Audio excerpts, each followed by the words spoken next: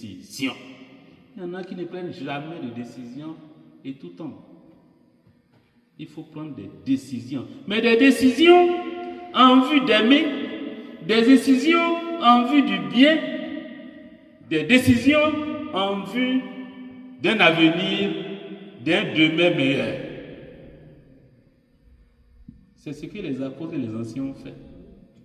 Tel que ça se passe là, Paul et Barnabé ne suffisent plus. Il faut choisir encore deux personnes de bonne volonté qui aiment le Seigneur et prier avec eux pour que l'Esprit du Seigneur les habite. Voilà.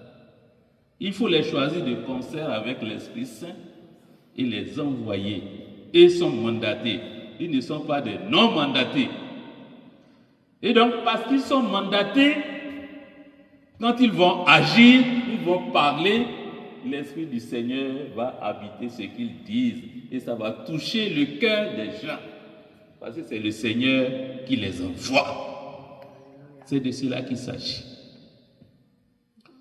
Ceux qui ont été choisis et envoyés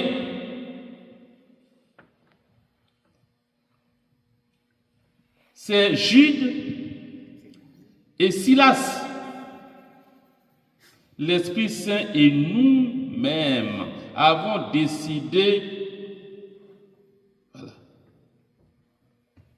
Et les consignes sont bien claires. Ce n'est pas une affaire de circoncision qui va vous bloquer les portes du salut, mais évitez simplement certaines choses qui sont indignes et vous serez sauvés. Et croire en Jésus-Christ, bien sûr. Qu'est-ce qu'il faut éviter?